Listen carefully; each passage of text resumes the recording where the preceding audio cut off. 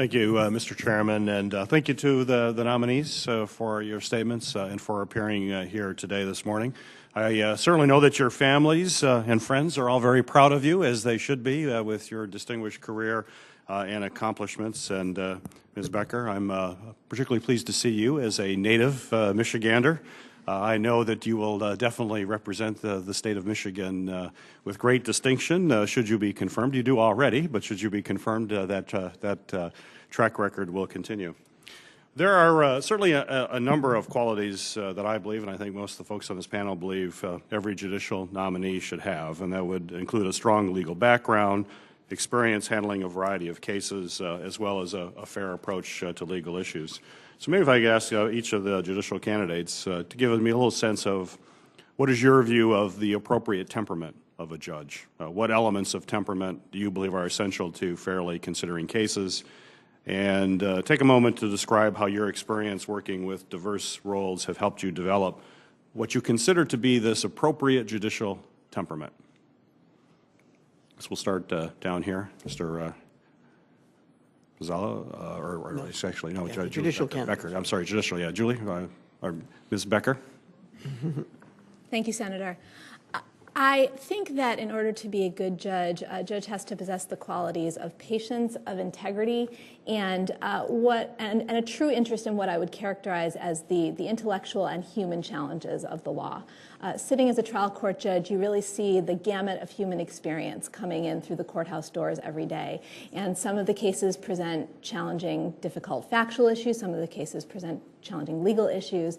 And I think a judge really has to want to delve into those issues and be excited about trying to figure out what the answers are. And I believe that I would be suited to that role. And a follow-up question to Ms. Becker.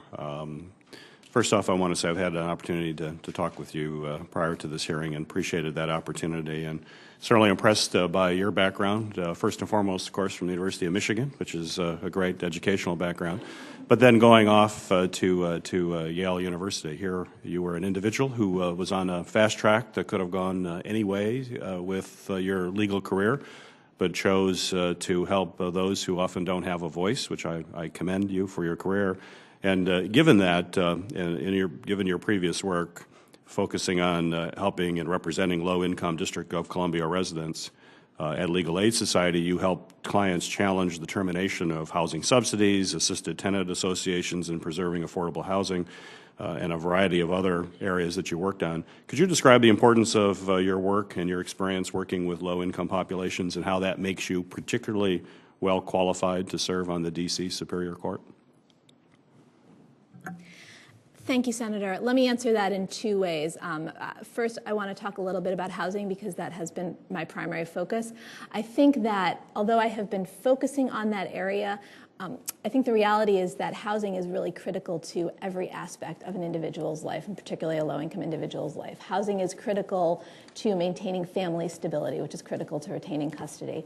Housing is critical to allowing children to get a good education. Housing is critical to giving citizens returning from incarceration the stability that they need to avoid recidivism and become productive members of society. And so through my housing work, I've really come to understand all of the other factors that impact the litigants who are appearing in Superior Court.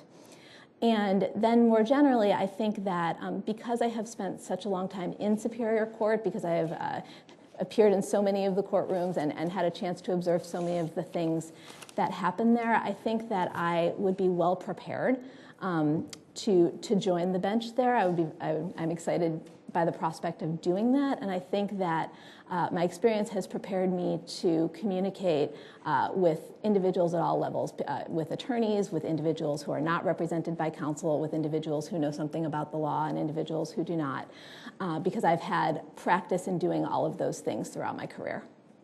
All right. Thank you. My time has expired, Mr. Chairman. Thank you.